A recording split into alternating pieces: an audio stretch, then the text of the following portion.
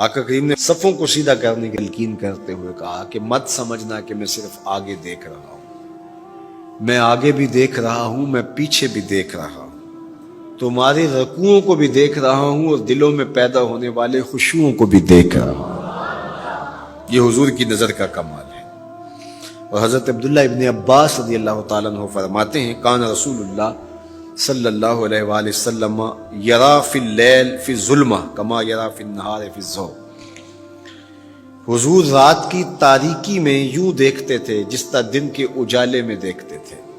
میں نہیں دیکھ سکتا، یہ دیکھو یہ روشنیاں ہیں، یہ لائٹیں لگی ہوئی ہیں اور میں یہاں سے دیکھ رہا، اگر یہ چراغاں ختم ہو جائے، یہ روشنیاں بجھ جائیں تو وہ دور چیزیں لکھی ہوئی ہیں وہ تو دکھائی نہیں دے گی، یہ کتاب میری جھولی میں بھی ہوگی میں پھر بھی نہیں دیکھ سکوں گا، اس لیے کہ میری آنکھیں نور ہیں، لیکن یہ اتنی دیر تک نہیں دیکھ سکتی جب تک یہ خارج کی روشنی بھی موجود نہ ہو۔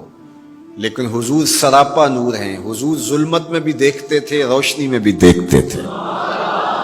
چونکہ میری آنکھیں ان روشنیوں کی محتاج ہیں، کائنات کی ساری روشنیاں شمس و قمر بھی میرے حضور کے محتاج ہیں، اس لیے حضور علیہ الصلوۃ والسلام شمس و قمر کی روشنی کے محتاج نہیں تھے۔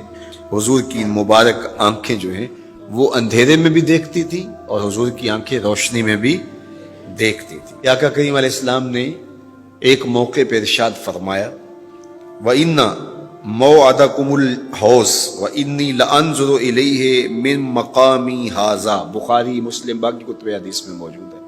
فرمایا کہ تمہارا جو حوض کوثر پر وعدہ ہے جہاں میں تمہیں جام بھر بھر کے دوں گا، فرمایا میں یہاں کھڑا ہوں اور یہاں کھڑے ہو کے اس کو دیکھ رہا ہوں۔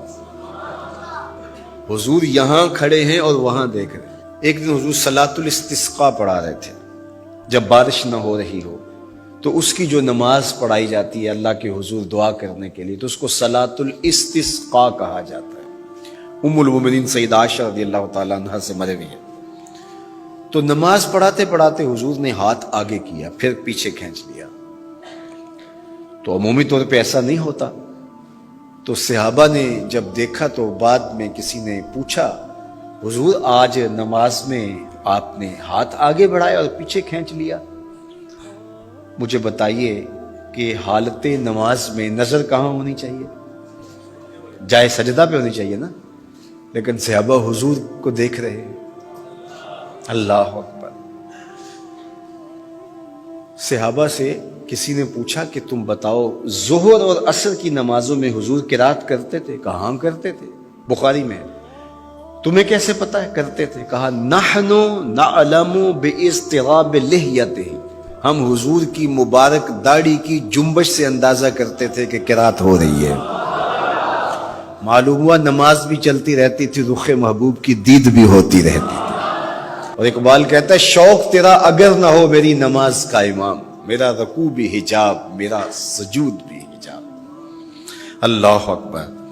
تو حضور نے ہاتھ آگے بڑھایا اور پھر کھینچ لیا۔ پوچھا گیا حضور یہ آج نماز میں ایک نئی چیز ہم نے دیکھی، آپ نے ہاتھ آگے بڑھایا پھر کھینچ لیا؟